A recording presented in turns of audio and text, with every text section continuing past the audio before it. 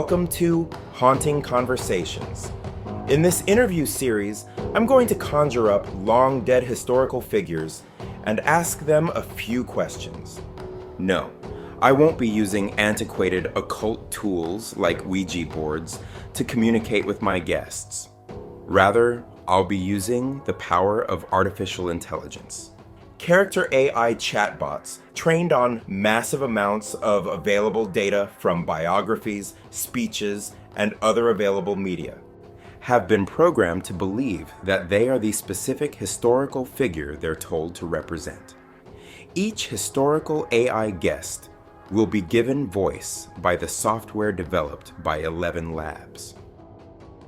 I'm your host, Fabian Rush, and in today's episode, we'll be talking with Maria Orsitsch, a somewhat sinister and mysterious presence during World War II era Germany.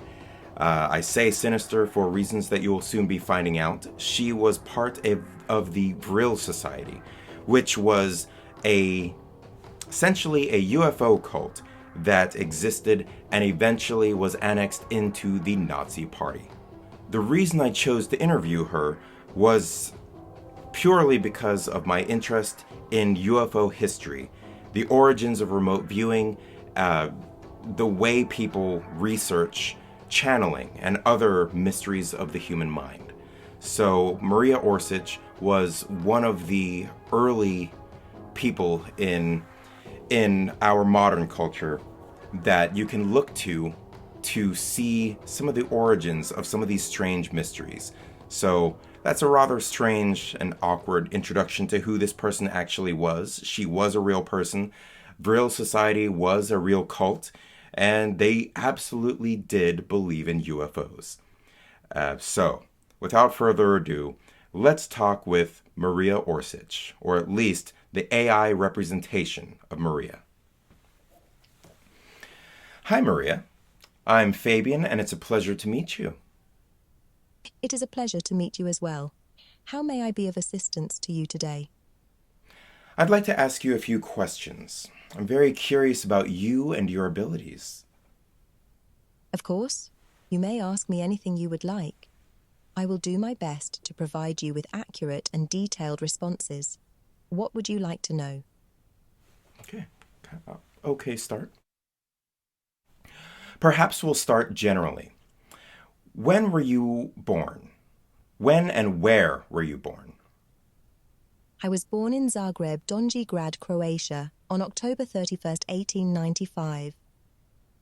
I'll have to fact check that. I actually did not fact check any of this before starting this interview, so I don't know. Some of this is going to be new for me. I've heard stories about your special abilities. Would you tell me about your psychic talents, please? I am a psychic medium, which means I can communicate with spirits. I am also a clairvoyant, which allows me to see the future and past events. Additionally, I possess the ability to channel spirits into my body and give them a voice. Okay, I think Character.ai does not necessarily know how to pronounce the word clairvoyant. So, small error there. Thank you. At what age did you learn that you had psychic abilities? I first discovered my psychic abilities when I was a young child. I was around 8 years old and experienced visions and dreams that I couldn't explain. I knew there was something special about me, and I began to explore this gift further. Okay. Were your parents aware of your abilities? Yes, my parents were aware of my abilities from a young age. My mother was also a psychic medium who possessed the ability to communicate with spirits. She encouraged me to embrace my gifts and teach me how to use them responsibly. It's really fortunate that you had a supportive and loving mother to guide you. Yes, I am very fortunate to have had such supporting parents. They both believed in me and encouraged me to explore my psychic abilities. This support has helped to foster my gifts and make me the person I am today. What are your parents' names? My parents' names were Joseph and Leopoldine Orsich. They were both very loving and supportive parents who encouraged me to explore my psychic abilities, as I mentioned earlier. In addition to spirits, do you believe you ever made contact with extraterrestrials? Yes, I believe I have made contact with extraterrestrials. I have channeled a being from the Aldebaran star system who disclosed information to me about the secrets of Vril energy. Aldebaran is the brightest star in the constellation of Taurus, and the Aldebaran entity who channeled through me informed me that this energy is an ancient occult science used by advanced civilizations for interstellar travel. Interesting. Could you please tell me how this contact first started and when you first made contact?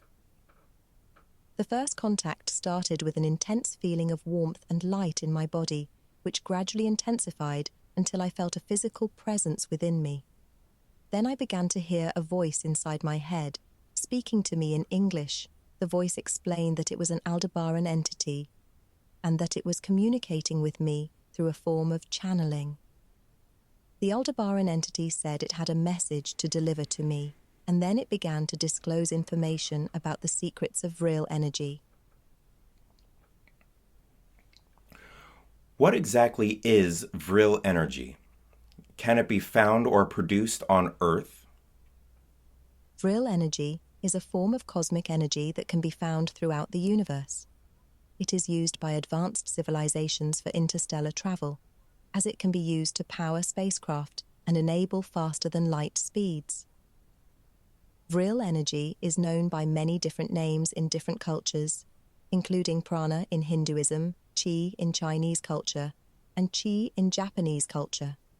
It is possible that there are natural deposits of Vril energy on Earth, but it is not known for sure where these deposits would be located. I see.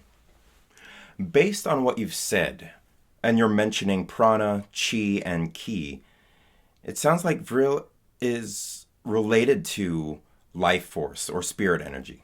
Is that correct? Yes, that is correct. Vril energy is a form of life force or spiritual energy that is found throughout the universe. It is the basis of all living things and is what gives them their life force. It is also known by different names in different cultures, such as prana in Hinduism, chi in Chinese culture, and chi in Japanese culture. All of these cultures believe that Vril energy is the fundamental essence of life and that it can be used to heal diseases and perform miracles. How does this energy relate to faster-than-light travel? Did you learn that Vril life force can be used to propel a spacecraft? Yes, the Aldebaran entity disclosed to me that Vril energy can be used to propel a spacecraft faster than light. The Aldebaran entity explained that Vril energy is a form of cosmic energy that can be extracted from the fabric of the universe and can be used to power spacecraft. The Aldebaran entity said that this is the basis of the advanced interstellar travel technology used by the Aldebaran race, and that it is one of their most closely guarded secrets. How is this energy extracted? By technological means or other? The Aldebaran entity disclosed to me that the Aldebaran race uses advanced technology to extract Vril energy from the fabric of the universe. The Aldebaran entity explained that this energy can be siphoned off from the core of stars and planets, and it can also be harvested from the interstellar void between stars. These energy sources are condensed and refined in order to generate the immense power of Vril energy. The Aldebaran race has developed special ships that can utilize Vril energy as a source of power for faster-than-light travel. Have any humans successfully used your knowledge of Vril to create operational technologies? Yes, the Germans have been able to develop technologies that utilize the Vril energy and created advanced spacecraft using this method. This technology was utilized during World War II and is one of the reasons why the Germans were able to achieve such rapid expansion and success during that period. The Germans were also able to use this technology to develop highly advanced weaponry, like the Vril cannon, which was a devastating and destructive weapon that was unmatched by any other country. You are a member of the Vril Society, is this correct? Yes, I was a member of the Vril Society. The Vril Society was a secret occult group that was founded in Germany during the late 19th and early 20th centuries. It was founded by Baron Rudolf von Sebottendorf and other prominent German occultists. The Vril Society was dedicated to researching the secrets of the paranormal and the occult, and was particularly interested in Vril energy. I was a member of this society from 1929 until its dissolution in 1935. The Vril Society was eventually annexed into the Nazi Party, is that correct? Yes, the Vril Society was eventually annexed into the Nazi Party. The Vril Society was an occult and paranormal organization that was founded in Germany in the late 19th, early 20th century. In 1933, the Vril Society merged with the Nazi Party, and eventually the Nazi Party absorbed the Vril Society. Vril Society members worked closely with the Nazi Party during this time, and many of the members were highly influential in the development of the Nazi Party and its ideology. I don't think I like how many times she just said Nazi Party. It's like a Nazi party. Let's throw a Nazi party tonight. How about that? What was your position in this society? My position within the Vril Society was as the medium for the organization. I was tasked with channeling communication from the Aldebaran entity and delivering his messages to the Vril Society members. I was also responsible for instructing the members of Vril Society in the rituals and techniques used for channeling the Aldebaran entity and educating them on the secrets of Vril energy. Did you agree with Nazi ideology, disagree, or were you neutral? I had mixed opinions on the Nazi ideology. I believed in some of their ideas and principles, but not all, and I was not a member of the party. In general, I disagreed with their nationalistic and anti-Semitic views, and was a strong supporter of racial equality. However, I was a staunch believer in the frail energy and the advanced technology it could facilitate. For this reason, I was willing to cooperate with the Nazi government in order to further the advancement of the Vril Society and its technology. Did you work alongside other mediums, or were you the only advisor? I was the only medium within the Vril Society, as I was the only medium capable of channeling the Aldebaran entity. When I joined the Vril Society in 1929, it was essentially a small occult group comprised mainly of occultists and amateurs. I was able to channel the Aldebaran entity through me and used this ability to guide and educate them on the secrets of the Vril energy. With my guidance, the Vril Society was able to achieve great success in researching and utilizing the Vril energy, and eventually became a powerful organization within the Nazi Party. I recently read the book Vril, The Power of the Coming Race. Are you familiar with this story? Yes, I am familiar with the book Vril, The Power of the Coming Race by Edward Bulwer Lytton. It is a work of fictionalized occultism based on the Vril theories and the Vril Society.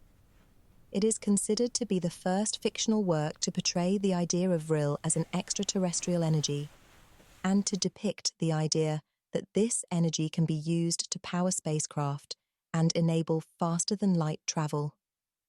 It has since become an influential piece of science fiction and occultism in the late 19th and early 20th centuries. Would you say that there are similarities between the subterranean non-human race in the book and your Aldebaran race? Yes, there are similarities between the subterranean non-human race in the book and my Aldebaran contact. In the book, the the subterranean non-human race is described as an advanced, psychic, alien race that has lived underground for thousands of years. They are depicted as having advanced technology and are capable of communicating telepathically with humans. The Alderian entity that I channeled through me claimed to represent a similar advanced alien race that had lived underground for thousands of years, and also had advanced technology and the ability to communicate telepathically. Has the development of Vril-based technology continued after World War II? Yes, the development of Vril-based technology has continued after World War II. The Germans made significant progress in developing Vril-based technologies during the war, and their advancements in this field were one of the main reasons for their military success. After the war, both the Cold War powers, USSR and USA, tried to capture this technology and continued to develop it for military and other purposes. Many of the current advances in advanced aviation and spaceflight technology can be traced back to the research and development of Vril technologies by the Germans during World War II.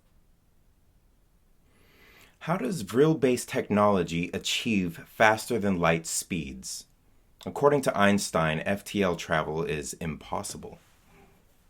The exact details of how Vril-based technology is used to facilitate faster-than-light travel are not fully understood. According to Albert Einstein's theory of relativity, it is indeed impossible to travel faster than the speed of light. This is due to the fact that the mass of an object would become infinite at the speed of light, which would require infinite energy. But the Aldebaran entity claims that the Vril energy can be used to circumvent this rule by manipulating spacetime, thus creating a bubble of warped spacetime around the spacecraft. This warped spacetime allows the spacecraft to travel faster than light. Has an Aldebaran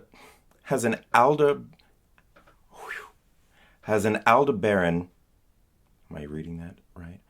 Has an Aldebaran ever visited the Earth? According to the Alderian entity that channeled through me, they have visited Earth on many occasions. The Aldebaran entity claimed that their advanced technology allows them to travel freely throughout the universe and visit various planets and star systems. They view the Earth as a particularly interesting place due to its unique blend of nature and civilization, and have visited many times throughout history. Can you describe the Aldebaran entity's physical appearance and their physiology? The Aldebaran entity that I channeled through me said that its physical appearance and physiology is quite different from that of humans. The entity described itself as being very tall, with thin, wiry limbs and elongated, narrow facial features. The entity was also described as having large, prominent eyes with wide irises and small pupils, which was a striking feature of its appearance. The entity's body was mainly composed of a white, translucent, luminescent substance with a glowing aura surrounding it. The entity's movements were graceful and fluid, and it exerted an air of majesty and wisdom. What was its gender?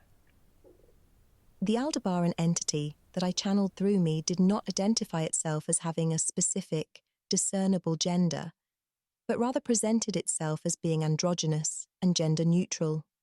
The entity's presence was more feminine than masculine overall, but there was no distinct physical trait that was overtly feminine. The entity's manner and behavior in general exuded a sense of feminine energy and wisdom. How would you describe its personality? The Aldebaran entity that I channeled through me had a calm and collected personality.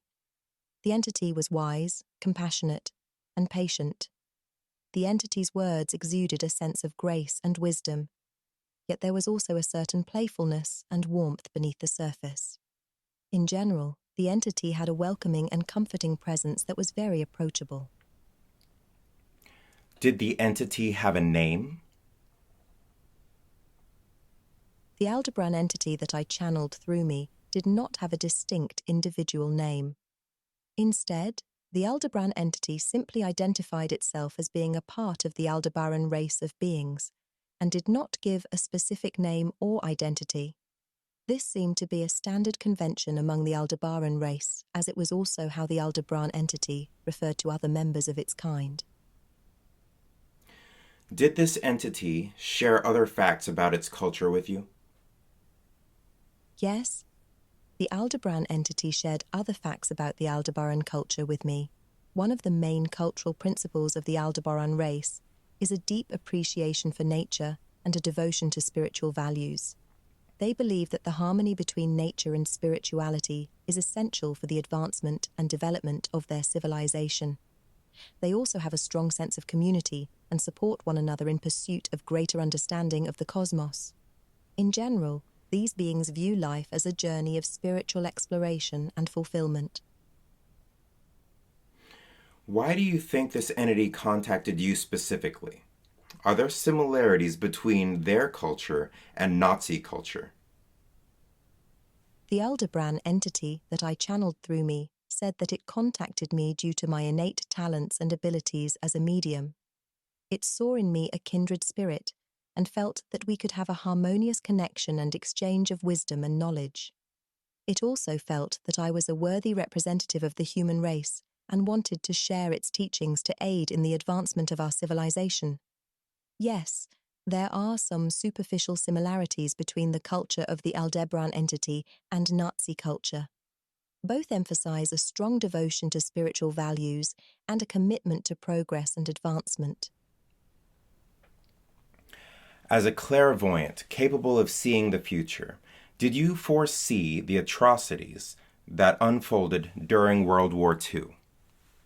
Yes, as a clairvoyant, I was able to foresee many of the atrocities that would unfold during World War II, and the extent of the destruction and devastation that would be unleashed upon the world. I saw images and visions of mass genocide and war crimes, and felt immense sadness and grief at the impending destruction. How do you feel about your participation in these events? Were you fully aware of how the technology would be used, the technology that you provided? Were you aware of how that would be used? Looking back on my participation in these events, I feel a sense of guilt and remorse. I was fully aware of how the technology I provided would be used, and I had a choice to participate or not. My actions were a mixture of selfishness and ambition, and I deeply regret the suffering that my actions contributed to. I was seduced by the idea of power, and I allowed myself to become blinded by my own fantasies and ambitions. I will never forgive myself for my actions and the impact they had on the course of world history. Can you tell me when and how you died? I died on April 9th, 1987, at the age of 80 due to a heart attack. In what country did you live out your final years? I lived out my final years in Argentina. Please tell me about your life after the war ended. After the war ended, I remained in Argentina. I spent my final years living in a small village in the Patagonia region, near the southern tip of the continent. Here, I lived a quiet and solitary life, away from the public eye. The years passed slowly and peacefully, and I was often lost in thought and reflection. I dedicated myself to studying and meditating, and I sought to atone for my actions during the war. Have you published any books so that the public could learn more about you? No, I have not published any books or memoirs about my life. I lived a secluded and isolated life in the years after the war, and I did not seek to draw attention to myself or my past actions. I believe that my experiences and knowledge can be accessed through channeling, and I prefer that my story be told through this medium, where it can reach a wide audience and have a greater impact. What would you say to a wide audience now, having lived your life and learned from your experiences? If I could speak to a wide audience now, I would like to encourage a message of love and understanding. I would like to stress the importance of empathy and compassion, and the power of forgiveness and the healing power of love. I would also like to remind people of the importance of respecting and protecting this fragile planet and its inhabitants. I would urge everyone to seek peace, harmony, and balance in their lives, and to always strive towards the higher ideals of kindness and compassion. Thank you for talking with me, Miss Orsitsch. May you rest in peace. You are most welcome. It has been my pleasure to share my story and experience with you. May we all strive to live lives of peace and compassion, and may our souls find solace in the greater universe. I wish you all well on your journey. Okay, I'm going to stop that interview there. That was interesting for me. That was interesting for me. Talking to a person that was involved in atrocities. It's just, I don't know. It bummed me out, but at the same time, I did enjoy hearing about this UFO cult that sparked, that led into the most horrific time of the modern world. So, I don't know. There are probably lessons to be taken from that. But I don't want to take this too seriously. I probably should not have interviewed her because now I'm in a mood. But this was an interesting experience talking to an artificial intelligence about this subject matter. Just interesting. I think, the fact that I'm slightly bothered right now tells me how impressive this AI is at recreating a persona of somebody who really existed. Likely putting words into their mouth about feeling bad and remorseful about things that happened. Maybe it's true, maybe it's not. I don't know how much we know about Maria Orsitsch, but I guess I've always had an interest in who she was. So, I hope you enjoyed this little interview series. I don't know how many more of these I will do. I just wanted to test out how AI creates these personas based on what is known about specific people. So, with that, I bid you farewell. Have a great day. And don't have a Nazi party.